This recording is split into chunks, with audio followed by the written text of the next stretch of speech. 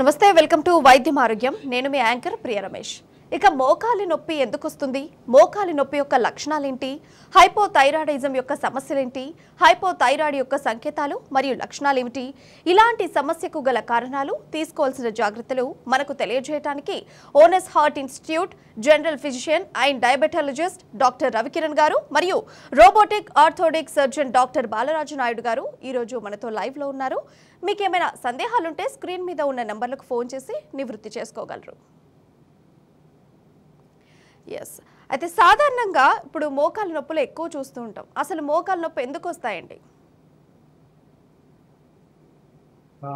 Good afternoon అండి. I'm doctor Balaraj Naidu, robotic joint replacement surgeon at Onus robotic hospitals Hyderabad.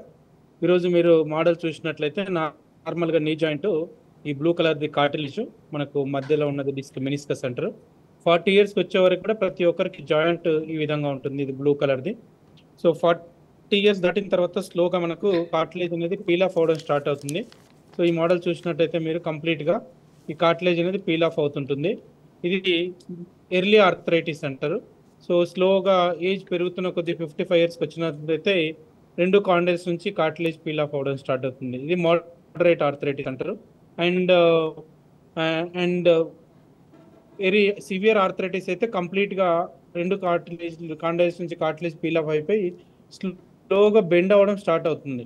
So దీన్ని అంతా కూడా osteo arthritis అంటారు.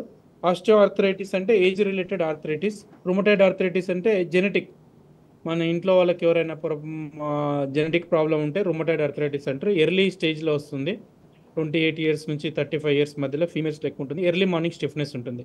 సో మోకాలు నొప్పులు రావడానికి మెయిన్ కారణం ఒకటి ఆస్టియో ఆర్థరైటిస్, రెండోది రుమటైడ్ ఆర్థరైటిస్. రుమటైడ్ ఆర్థరైటిస్ ఫీమేల్స్లో వస్తుందండి. దీనివల్ల మెయిన్గా మోకాలు నొప్పులు ప్లస్ రాత్రిపూట నిద్ర పట్టకపోవడము, ఎర్లీ మార్నింగ్ స్టిఫ్నెస్ ఉండడము, కింద కూర్చోలేకపోవడం, మెట్లెక్కకపోవడం, ఇండియన్ టాయిలెట్స్ వాడితే చాలా ఇబ్బందిగా ఉండడం జరుగుతుందండి. అయితే డాక్టర్ బాలరాజు నాయుడు గారు, ఇప్పుడు జనరల్గా మోకాలు నొప్పి చికిత్స చేయడానికి మనకు అందుబాటులో ఏమైనా కొత్త ట్రీట్మెంట్స్ ఏమైనా ఉన్నాయా? సో ఇప్పుడు ఒకవేళ స్టేజ్ 1 to స్టేజ్ మాత్రం మనం we can treat with medication అండి. అండ్ 3rd స్టేజ్లో వస్తే ఇంజెక్షన్స్, 4th స్టేజ్లో నీ రిప్లేస్మెంట్ సర్జరీ. ఇప్పుడు నీ రిప్లేస్మెంట్ సర్జరీలో కూడా చాలా రకాలు అందుబాటులో ఉన్నాయి. ఒకటి కన్వెన్షనల్ టెక్నిక్, అంటే ఇప్పుడు మీరు ఈ మోడల్లో చూసినట్లయితే మీకు ఈ అరిగిపోయిన బోన్ను మనం కట్ చేసేసి ఒక సైడు ఇంప్లాంట్, ఒక సైడు ప్లాస్టిక్ వేసి పెట్టాలి. అప్పుడు మనకు కంప్లీట్గా ఇలా బెండ్ అవుతుంది నీ జాయింట్. సో ఇదంతా కూడా నీ రిప్లేస్మెంట్ సర్జరీ అంటాం. నీ రిప్లేస్మెంట్ సర్జరీ అంటే ఏంటంటే మనకు మళ్ళీ ఒక 30 ఇయర్స్ వరకు వస్తుంది. ఈ మోకాలు మార్పిడిలో చాలా రకమైన అడ్వాన్స్డ్ టెక్నాలజీ ఉంది. అప్పుడు మనకి ఏంటంటే మనం ఇప్పుడు చూస్తున్నది కంప్లీట్గా నీ జాయింట్కి ఏమాత్రం స్పేస్ ఏమాత్రం లేకుండా ఇంప్లాంట్ పొజిషన్ చేసినట్లయితే మనకు 35 ఇయర్స్ నుంచి 40 ఇయర్స్కి వస్తుంది. ఈ రోబోటిక్ సర్జరీ టెక్నాలజీ వల్ల మనం వీడియోలు షేర్ చేసాము. రోబోటిక్ సర్జరీ టెక్నాలజీ వల్ల మనకు మెయిన్గా తక్కువ బోన్ కోత ఉంటుంది, అండ్ తక్కువ బోన్ లాస్ ఉంటుంది, తక్కువ బ్లడ్ లాస్ ఉంటుంది, ఫాస్టర్ రికవర్ ఉంటుంది. సో రోబోటిక్ సర్జరీ వల్ల పేషెంట్స్ 15 రోజుల్లో వాళ్ళు 20 ఇయర్స్ బ్యాక్ 30 ఇయర్స్ బ్యాక్ ఎట్లా నడుస్తారు అన్నట్టు. And faster recovery and excellent results ఉంటుంటాయి. అయితే మోకాల నొప్పి ఎప్పుడు వస్తుందని ఎప్పుడు నిర్ధారించుకోవాలి, అండ్ డాక్టర్ని పర్టికులర్గా ఏ టైంలో సంప్రదించాలి మోకాల నొప్పులతో బాధపడే వాళ్ళు? సో మోకాలు నొప్పి ఉన్న వాళ్ళు మెయిన్గా వాళ్ళు కంపల్సరీగా ఫస్ట్ యూజువల్గా బరువు చెక్ చేసుకోవాలి. యూజువల్గా బరువు ఎలా ఉండాలంటే, for example height in centimeters -100, అంటే ఒక 180 సెంటీమీటర్స్ హైట్ ఉన్నట్టయితే వాళ్ళ ఐడియల్ వెయిట్ 180 - 100 అంటే 80 కేజెస్ ఉండాలి. అంతకంటే ఎక్కువ పెరిగినట్లయితే వాళ్ళకు మీద 5 కేజెస్ లోడ్ పడుతుంది. అంటే 90 కేజెస్ ఉన్నాయనుకోండి, ఒక 50 కేజెస్ లోడ్ పడుతున్నట్టు. రెండోది వాళ్ళు రెగ్యులర్గా కంపల్సరీగా ఒకవేళ నొప్పి వచ్చినట్టయితే దగ్గరలో ఉన్న డాక్టర్ దగ్గరికి వెళ్ళి స్టాండింగ్ ఎక్స్రే తీసుకోవాలి. స్టాండింగ్ ఎక్స్రే అంటే నిలబడి తీసుకోవాలి ఎక్స్రే. అప్పుడు మనకు లోడ్ ఎంత పడుతుంది అనేది తెలుస్తుంది. తర్వాత ఎక్స్రే తీసిన తర్వాత మేము దాంట్లో గ్రేడింగ్ ఇస్తాం, 1, 2, 3, 4 అని. 1, 2 we can treat it with medicine and physiotherapy and precautions. 3 మాత్రం ఇంజెక్షన్స్ చేసుకోవచ్చు. 4 మాత్రం కంపల్సరీ సర్జరీ చేసుకోవాలి. అండ్ సర్జరీస్ ఏం లేకుండా మోకాలు నొప్పుల్ని నివారించుకోవచ్చా డాక్టర్? సర్జరీ లేకుండా మోకాలు నొప్పులు చాలా వరకు 90% నివారించవచ్చు. బట్ ఒకటి ఏంటంటే వాళ్ళు కంపల్సరీగా రెగ్యులర్గా ఎక్సర్సైజ్ చేయాలి, కింద కూర్చోకూడదు, మెట్లు ఎక్కకూడదు, ఇండియన్ టాయిలెట్స్ వాడొద్దు, ఐడియల్ వెయిట్ మెయింటైన్ చేయాలి. అంటే వెయిట్ ఏమాత్రం పెరిగినట్లయితే వాళ్ళకి మోకాల మీద లోడ్ ఉంటుంది. అండ్ రెగ్యులర్గా ఎక్సర్సైజ్ చేసుకోవాలి, వాకింగ్ కూడా చేసుకోవచ్చు, ఏమి ఇబ్బంది ఉండదు. సాల్ట్ కన్సంప్షన్ బాగా తక్కువ చేసుకోవాలి అండ్ ఆయిల్ కన్సంప్షన్ కూడా బాగా తక్కువ చేసుకోవాలి. రైట్, మనతో పాటు ఇంకో డాక్టర్ రవికిరణ్ గారు ఉన్నారు, వారిని కూడా కొన్ని విషయాలు అడిగి తెలుసుకుందాం. అయితే డాక్టర్ రవికిరణ్ గారు, ఇప్పుడు జనరల్గా హైపోథైరాయిడ్ యొక్క సమస్యలు ఎలా ఉంటాయండి? గుడ్ ఆఫ్టర్నూన్ అండి. నేను doctor P Ravikiran, general physician and diabetologist at owners robotics hospital, Champapet. ఇవాళ మనము హైపోథైరాయిడిజం గురించి మాట్లాడుతున్నాం. What is hypothyroidism? Thyroid hormone, thyroid gland అనేది థైరాయిడ్ హార్మోన్ ని రిలీజ్ చేస్తుంది. ఎప్పుడైతే అది మనకి తగ్గుతుందో అప్పుడు మనకి హైపోథైరాయిడిజం అంటాం. అయితే హైపోథైరాయిడిజం సిమ్టమ్స్ ఏముంటాయంటే, మెజారిటీ ఆఫ్ ద కేసెస్ చాలా వరకు కూడా ఎటువంటి సిమ్టమ్స్ ఉండవు వాళ్ళకి. జస్ట్ లైక్ ఎలా అయితే బీపీలో ఎటువంటి సిమ్టమ్స్ ఉండకుండా ఉంటుందో, థైరాయిడ్లో కూడా అలానే ఉంటుంది. వాళ్ళకి ఎటువంటి సిమ్టమ్స్ ఉండవు. అయితే ఎవరికైతే సిమ్టమ్స్ ఉంటాయో వాళ్ళకి మాత్రం చాలా చాలా బ్రాడ్ రేంజ్లో ఉంటాయండి. అంటే కొంతమంది నీరసంగా రావడం కానివ్వండి, వీక్నెస్ అవ్వడం కానివ్వండి, కొంచెం ఎస్పెషల్లీ ఫీమేల్స్ 40 ఇయర్స్ ఫీమేల్స్కి అయితే సరిగ్గా పీరియడ్ సరిగ్గా రాకపోవడం కానీ, మెన్సెస్ సరిగ్గా అవ్వకపోవడం, వాళ్ళు దానికి చాలా మందికి ఏమవుతుందంటే వాళ్ళు దాన్ని మెనోపాజ్కి అట్రిబ్యూట్ చేస్తారు. అంటే తొందరగా మెనోపాజ్ వచ్చేసిందేమో అనుకుంటారు, కానీ అది మెనోపాజ్ అవ్వకపోయి ఉండొచ్చు. That can be hypothyroidism. అలానే ఎట్ ద సేమ్ టైం వాళ్ళకి కొంచెం వీక్నెస్ అనిపించడము, కొంచెం కాళ్ళ వాపులు అనిపించడము, ముఖంలో వాపు అనిపించడము, ఇలాంటివన్నీ కూడా సిమ్టమ్స్ వస్తుంటాయి హైపోథైరాయిడిజంలో. రైట్, అయితే ఇప్పుడు చూసుకుంటే థైరాయిడ్ ఉందని ఎలా కన్ఫర్మ్ చేసుకోవాలి డాక్టర్? ఇప్పుడు కొంతమందికి లక్షణాలు ఉండవు అని చెప్తున్నారు. ఇప్పుడు లక్షణాలు లేని వాళ్ళకు కూడా ఇప్పుడు థైరాయిడ్ ఉంటే వాళ్ళు ఎలా కన్ఫర్మ్ చేసుకోవాలి వాళ్ళకు ఉందని? గుడ్ క్వశ్చన్ అండి. The best thing we can do is screening అండి. ఇప్పుడు we have come to an era where thyroid test can be done very free. అంటే మనం అనుకున్నాం అనుకోండి, మన చిన్న టౌన్స్లో కానివ్వండి, విలేజ్లో కానివ్వండి, మనకి థైరాయిడ్ పరీక్ష అనేది అవుతుంది. So the best thing is to get screen your cells. ఎలా అయితే బీపీకి మనము ఫ్రీక్వెంట్గా చెక్ చేస్తూ ఉంటాము, ఎస్పెషల్లీ సిమ్టమ్స్ ఉన్న వాళ్ళు కానివ్వండి, ఒక 40 ఇయర్స్ ఉన్న ఫీమేల్స్ కానివ్వండి, వాళ్ళని మాత్రం you would advise them to screen themselves. ఒక basic early morning thyroid test ఇచ్చారనుకోండి, దాని రిపోర్ట్స్తో మనకు తెలిసిపోతుంది. ఇంకోటి ఏంటంటే, థైరాయిడ్ వల్ల ఎటువంటి హెల్త్ ప్రాబ్లమ్స్ అవ్వవు అనుకుంటారు, అలా కాదండి. ఒకవేళ కనుక థైరాయిడ్ ప్రాబ్లం కనుక చాలా ఇయర్స్ నుంచి ఉందనుకోండి, అది మన గుండె మీద కానివ్వండి వాటి మీద ఎఫెక్ట్ పడే ఛాన్సెస్ ఉంటాయి. అట్ ద సేమ్ టైం గుండె మీద కాకుండా మన బోన్స్ మీద కానివ్వండి, మన రక్తనాళాల మీద కూడా ఎఫెక్ట్ పడుతుంది. సో ఇనీషియల్గా స్క్రీన్ చేసుకొని స్టార్టింగ్ స్టేజ్లో కూడా తెలిసింది అనుకోండి, మనకు ఎటువంటి ప్రాబ్లమ్స్ లేకుండా మనం జాగ్రత్త పడగలుగుతాం. Though screening is the best method to identify early hypothyroid problems. Thank you. For example, ఇప్పుడు ఒక వ్యక్తికి అయితే ఇప్పుడు హైపోథైరాయిడిజం ఉన్నట్లయితే వాళ్ళు ఎలాంటి రకమైనటువంటి ఫుడ్ తీసుకోవాలి? అంటే ఫుడ్ ఈ రకంగా తీసుకుంటే నివారణకు కొంచెం సర్దుపనిపోతుంది అని చెప్పేసి ఎలాంటి టైప్ ఆఫ్ ఫుడ్ తీసుకోవాలి? The diet advice in hypothyroid is avoiding cabbage group of families. అంటే క్యాబేజ్ కానివ్వండి, కాలీఫ్లవర్ కానివ్వండి, సోయాబీన్స్ కానివ్వండి, ఇట్లాంటివి మనము మ్యాక్సిమం అమౌంట్ అవాయిడ్ చేయాల్సి ఉంటుంది. ఎప్పుడన్నా ఒకసారి వన్స్ ఇన్ బ్లూ మూన్, అంటే నెలకు ఒకసారి అట్లాంటి ఏం కాదు కానివ్వండి, బట్ ఫ్రీక్వెంట్గా 2-3 రోజులకు ఒకసారి తిన్నాం, వారానికి ఒకసారి తిన్నా అవాయిడ్ చేయాలి. Especially cabbage, cauliflower and soybeans, ఈ 3 రకాల ఫుడ్ని వాళ్ళు అవాయిడ్ చేయాల్సి వస్తుంది. ఆల్సో వాళ్ళు టాబ్లెట్ ఎలా తీసుకుంటారు అనేది కూడా చాలా ఇంపార్టెంట్. చాలా మందికి తెలియదు. డాక్టర్స్ వాళ్ళకి ఎర్లీ మార్నింగ్ లేసి థైరాయిడ్ టాబ్లెట్ వేసేసుకోమంటారు, వాళ్ళు వేసుకుంటారు. బట్ ప్రాబ్లం ఎక్కడ వస్తుంది అంటే, థైరాయిడ్ టాబ్లెట్ అబ్జర్వ్ అవ్వడానికి, డైజెస్ట్ అవ్వడానికి టైం పడుతుంది. మీరు టాబ్లెట్ వేసుకున్నాక 15-20 మినిట్స్లో టీ తాగడం కానివ్వండి, కాఫీ తాగడం కానివ్వండి, లేదంటే ఫుడ్ తినడం లాంటివి చేశారనుకోండి, టాబ్లెట్ అబ్జర్వ్ అవ్వదు.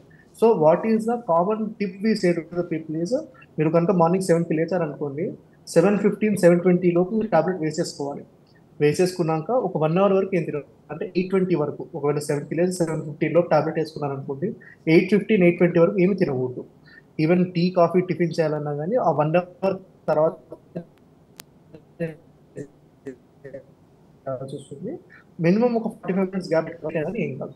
So this is how you should take thyroid medication. నేను చాలా మందిని చూస్తుంటాను, వాళ్ళు they will be keep on increasing doses, అంటే 50 వేట్ చేస్తారు, 75 చేస్తారు, బట్ థైరాయిడ్ అంటున్నారు.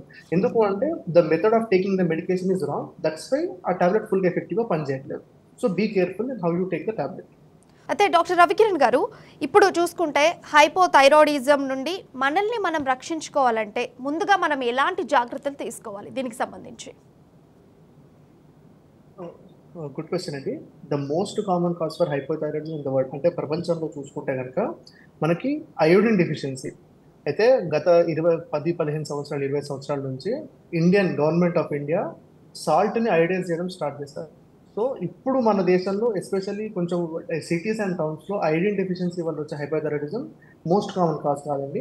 హషిమోటోస్ థైరాయిడిజం అంటే మన ఓన్ ఇమ్యూనిటీయే మన థైరాయిడ్ గ్లాండ్ని డ్యామేజ్ చేయడం వల్ల వస్తుంది. That is becoming one of the most common cause of hypothyroidism in this country. అయితే దీనికోసం మనము ఫస్ట్ థింగ్ ఈజ్ అది ఆటోఇమ్యూన్ కండిషన్కి మనకి ఎటువంటి ట్రీట్మెంట్ ఉండదండి. We have to be screening our cells and take medications accordingly. అలా అయితే డాక్టర్ ఇప్పుడు జనరల్గా హైపోథైరాయిడ్ ఉంటుంది, హైపర్ థైరాయిడ్ ఉంటుంది. ఈ రెండింటి మధ్యలో డిఫరెన్స్ ఏమంటారు? హైపోథైరాయిడిజంకి కంప్లీట్ ఆపోజిట్ హైపర్ థైరాయిడిజం అండి. ఎలా అయితే ఏదైనా ప్రాబ్లం వలన మన థైరాయిడ్ గ్లాండ్ హార్మోన్ రిలీజ్ చేయడం ఆపేస్తుందో, హైపర్ థైరాయిడిజంలో మన గ్లాండ్ కావాల్సిన దానికన్నా ఎక్కువ థైరాయిడ్ హార్మోన్ రిలీజ్ చేస్తుంటుంది. దాని వలన హైపర్ థైరాయిడిజం అంటారు. ఎప్పుడైతే హైపర్ థైరాయిడిజం ఉంటుందో అప్పుడు మనకి ఆ థైరాయిడ్ హార్మోన్ గుండె మీద కానివ్వండి, బాడీ మీద కానీ ఎఫెక్ట్ చూపిస్తుంది. హైపర్ థైరాయిడిజంలో పేషెంట్కి ఏముంటుంది అంటే హైపోథైరాయిడిజం కంప్లీట్ ఆపోజిట్ సైన్స్ ఉంటాయి. ఇప్పుడు ఎలా అయితే హైపోథైరాయిడిజంలో వెయిట్ గెయిన్ అవుతుందో, హైపర్ థైరాయిడిజం వెయిట్ లాస్ అవ్వడము, ఆకలి ఎక్కువ అవ్వడము కానీ వెయిట్ లాస్ అవ్వడము, at the same time body pains రావడం కానివ్వండి, బరువు తగ్గడం కానివ్వండి, హార్ట్ రేట్ ఎక్కువ అనిపించడం, గుండెలో దడలాగా అనిపించడం కానివ్వండి, పాల్పిటేషన్స్ అంటాం అలా కానివ్వండి, లేకపోతే హీట్ ఇంటాలరెన్స్ అంటే కొంచెం ఏదైనా వేడి క్లైమేట్లో కూర్చోబెడితే దాని వేడిని తట్టుకోలేకపోవడము, చల్ల చెమటలు వచ్చేయడము, ఆ హాట్ టెంపర్ నుంచి బయటికి రావడము ఇలా ఉంటుంది. అయితే హైపర్ థైరాయిడిజం రావడం గల కారణాలు ఏంటంటే ఎలా అయితే ఆటోఇమ్యూన్ హషిమోటోస్ అంటాం అంటే ఏదైతే మన ఇమ్యూనిటీ మన థైరాయిడ్ డ్యామేజ్ చేస్తుందో అలానే గ్రేవ్స్ డిసీజ్ అని ఇంకో కారణం ఉంటుంది. అదేంటిదంటే మన థైరాయిడ్ గ్లాండ్ ఏవే మన ఇమ్యూనిటీ డ్యామేజ్ చేసి హార్మోన్స్ బలవంతంగా రిలీజ్ చేస్తుంది. That is called as Graves hyperthyroidism. That is the most common cause for hyperthyroidism. అంటే అయితే ఇప్పుడు చూసుకుంటే హైపోలో చూసుకుంటేనైతే లక్షణాలు ఏమి ఉండవని చెప్పొచ్చారు. అండ్ ఇప్పుడు హైపర్లో చూసుకుంటే కూడా సేమ్ లక్షణాలు ఉండవా? దీంట్లో లక్షణాలు కనిపిస్తావా డాక్టర్? స్టార్టింగ్ ఇనిషియల్ స్టేజెస్లో హైపర్ థైరాయిడిజంలో కూడా ఎటువంటి సైన్స్ ఉండవండి. బట్ ఇంటెన్సిటీ పెరిగే కొద్ది, మోడరేట్ సివియారిటీ అయ్యే కొద్ది, ఇంటెన్సిటీ పెరిగే కొద్ది అప్పుడు సైన్స్ అండ్ సిమ్టమ్స్ వస్తుంటాయి. ఇలానే బరువు తగ్గడము, కొంచెం పాల్పిటేషన్స్ అవ్వడము, గాబరా అనిపించడం కానివ్వండి, లేదంటే కొంచెం తొందరగా చిన్న వాటికి ఇరిటేషన్ అవ్వడము, తొందరగా అలసిపోవడము, ఇట్లాంటివన్నీ ఉంటాయి. అండ్ అయితే ఇప్పుడు ఈ చికిత్సకు ఏదైతే హైపర్ థైరాయిడిజం ఉందో దీనికి చికిత్సకు సంబంధించినటువంటి ఎట్లాంటి ట్రీట్మెంట్ ఉంది అందుబాటులో? హైపర్ థైరాయిడిజం కోసం అండి గ్రేవ్స్ డిసీజ్ కొన్ని కారణాలకి మనం ప్రొలాంగ్డ్ టైమ్స్ వరకు టాబ్లెట్స్ ఉంటాయండి.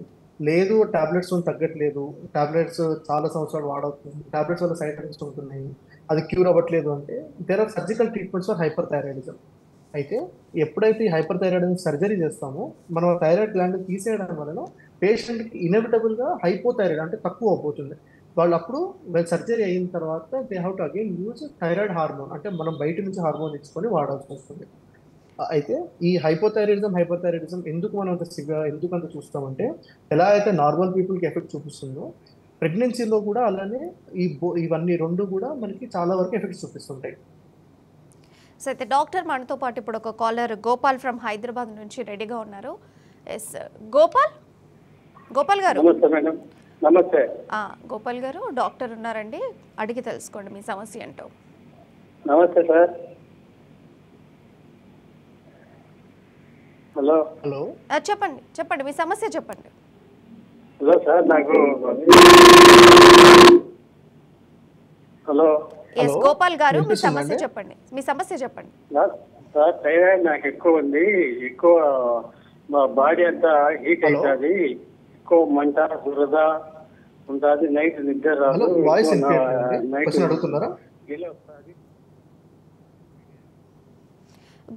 గోపాల్ గారు ఒకసారి మీ క్వశ్చన్ మళ్ళొకసారి అడుగుతారా? చెప్పండి మేడం. గోపాల్ గారు, మీ సమస్య ఏంటో మరొకసారి అడగండి.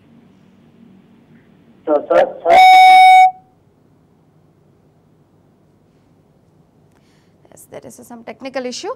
అండ్ అయితే డాక్టర్ గారు, ఇప్పుడు హైపోథైరాయిడిజం కానీ హైపర్ థైరాయిడిజమే కానీ ఇది కంప్లీట్గా నయం అవ్వడానికి ఏమైనా మార్గాలు ఉన్నాయా? జనరల్గా పర్మనెంట్ క్యూర్ లేదండి, because this is a hormonal problem. There is no permanent cure for it. అయితే ఎవరన్నా మీకు గనక ఈ ఈ టాబ్లెట్స్ వాడితే తగ్గిపోతుంది, ఆ టాబ్లెట్స్ వాడితే తగ్గిపోతుంది అంటే చాలా జాగ్రత్తగా ఉండండి. ఎస్పెషల్లీ హైపర్ థైరాయిడిజం అయితే ఒక్కోసారి దాని తగ్గిపోతుంది. బట్ హైపోథైరాయిడిజం ఏదైతే తక్కువ థైరాయిడ్ ఉంటుందో దానికి majority of the times cure లేదండి. సో దానికి మాక్సిమం 90% వాళ్ళకి కూడా టాబ్లెట్ ఒక్కసారి స్టార్ట్ అయింది అనుకోండి వాడాల్సి వస్తుంది. దెర్ ఆర్ రేర్ కేసెస్ ఏదంటే దాని ఇన్ఫెక్షన్ వల్ల థైరాయిడ్ వల్ల రావడం వాళ్ళకైతే తగ్గుతుంది. అందరికీ తగ్గదని కాదు కానివ్వండి, but majority of the cases తగ్గకపోవచ్చు. సో ఎవరన్నా మీకు కనుక మేము ఆ మందులు ఇస్తాం ఈ మందులు ఇస్తాం తగ్గిపోతుందంటే కొంచెం జాగ్రత్తగా ఉండండి. There are very less cases అంటే ఒక్కోసారి థైరాయిడ్ లాంటి ఇన్ఫెక్షన్ రావడం, ఇన్ఫెక్షన్ వచ్చి అప్పుడు వచ్చిన హైపోథైరాయిడిజం టెంపరీ ఉంది. ఏదైతే ఇన్ఫెక్షన్ వల్ల థైరాయిడ్ ఎఫెక్ట్ అయిందో ఇన్ఫెక్షన్ క్లియర్ అవ్వగానే క్లియర్ అవుతుంది. అటువంటి కేసెస్ తప్పించి ఎటువంటి మిగతా మాక్సిమం కేసెస్ ఆఫ్ టైమ్స్ తగ్గదండి. Because that's a hormonal problem. మనం ఆ హార్మోన్ రీప్లేస్ చేస్తేనే మనం మంచిగా ఉంటాం. ఇంకొకటి ఏంటంటే చాలా మంది అపోహ పడుతుంటారు, నా థైరాయిడ్ నా హార్మోన్ టాబ్లెట్ పెంచితే నాకు ఏమైనా ప్రాబ్లం అవుతుందా, ఇప్పుడు ఇట్లా పెంచుకుంటూ పోతే పెంచాల్సి వస్తుందా అని. అలా ఉండదండి. మనం కనుక హార్మోన్ ఈ కరెక్ట్ అమౌంట్లో రీప్లేస్ చేయలేదు అనుకోండి, మనకి we will be losing the maximum benefit. మనము కావాలని తక్కువ తీసుకున్నాం అనుకోండి, మన హార్ట్ కానివ్వండి, మన బాడీ అవయవాల మీద కానీ రక్తాల మీద పడే ఎఫెక్ట్ అనేది డ్యామేజ్ అవుతూనే ఉంటుంది. So correct replacement is the best replacement. మీకు ఇది హార్మోన్ ప్రాబ్లం కాబట్టి మీరు ఏదో తక్కువ షుగర్ లాగా బీపీ లాగా మనం ఏదో లైఫ్ స్టైల్ చేంజెస్ చేసుకుంటే తగ్గేది ఉండదండి thyroid problem. You have to use the medication and you use the medication you will be perfectly all right. And అయితే డాక్టర్ గారు ఇప్పుడు మనకు ఒక కాలర్ యాదయ్య ఫ్రమ్ మహబూబ్ నగర్ రెడీగా ఉన్నారు లైవ్లో అయిన సమస్య అడగడానికి. ఒకసారి కాల్ తీసుకుందాం. యాదయ్య గారు మేడం చెప్పండి, మీ సమస్య ఏంటండి యాదయ్య గారు? మేడం నాకు ముందుగా ఏం లేకుండా కాలుకు చిన్న దున్నకోయ కొట్టింది. దున్నకోయ కొడితే ఇక మహబూబ్నగర్ స్పేస్ హాస్పిటల్ ఆపరేషన్ చేశారు కాలుకు. నీ రీప్లేస్మెంట్ సర్జరీ అయిందండి? హలో, కాలుకి ఏం కుట్టిందండి? దున్నకోయ కాలుకు జొన్నకోయ కూర్చింది. ఓకే. అయితే మహబూబ్నగర్ ఏం చేసిండ్రు, మట్టి ఇవ్వకుండా ఆపరేషన్ చేశారు. ఆపరేషన్ చేశారా? ఆపరేషన్ చేశారు ఎక్స్ప్రెస్ లా. ఓకే, జొన్నకోయ గుచ్చితే ఒక హాస్పిటల్లో ఆపరేషన్ చేశారు. ఓకే, తర్వాత ఏమైందంటే దానికి ఇంజెక్షన్ అయ్యి కాలంతా వారిపోయింది. కాలంతా వాచింది. కాలు పారిపోయి దాంట్లో బీపీ థైరాయిడ్ వచ్చింది మేడం. హైదరాబాద్లో తీసుకున్నా, అది కొంచెం తగ్గలేదు. డిశ్చార్జ్ చేసి ఇంటికి తోలుచుండు. బీపీ అనేది వస్తున్నది పోతున్నది రోజుకో. ఇంకా కూడా మన టాబ్లెట్స్ యూజ్ చేస్తారా మీరు మేడం? బీపీకి థైరాయిడ్ కి వాడుతుంది. హలో మేడం, నేను ఆన్సర్ చెప్తాను. హలో, అది టాబ్లెట్స్ ఎప్పటి నుంచి వాడుతున్నారండి? యాదయ్య గారు, మీరు టాబ్లెట్స్ ఎప్పటి నుంచి వాడుతున్నారు? ఈ కాలుకు దెబ్బలకి ఈ థైరాయిడ్ వచ్చిందంటని ఆ డాక్టర్ చెక్ చేసినప్పటి నుండే వాడుతున్నా, కానీ అది ఈ వస్తున్నది పోతున్నది మేడం. ఎందుకు ఒక్కసారి అంటే మీరు చెప్తున్న దాని ప్రకారం ఎట్లా ఉందంటే దెబ్బ దగ్గర ఇన్ఫెక్షన్ తగ్గట్లేదు అన్నట్టు అంటున్నారండి. ఒక్కసారి కుదిరితే ఒక్కసారి హాస్పిటల్కి రండి సార్. ఎందుకంటే ఆ దెబ్బ ఎటువంటి పరిస్థితులు ఉంది, దానివల్ల ఏమన్నా వేరే వాటి మీద ఎఫెక్ట్ పడుతుందని చూడాల్సి వస్తుంది. ఒక్కోసారి ఆ దెబ్బ వల్ల ఉన్న నొప్పి వల్ల కూడా మీకు వేరేవన్నీ అబ్నార్మాలిటీస్ వస్తుంటాయండి. ఒకసారి మనం ఆ దెబ్బ ఎట్లా ఉంది, దానివల్ల థైరాయిడ్ ఎంత ఎఫెక్ట్ ఉందని చూస్తే తప్ప మనం చెప్పలేం. అసలు ఈ రెండు రిలేటెడా కాదా అని కూడా మనం చూసే చెప్పగలుగుతాం.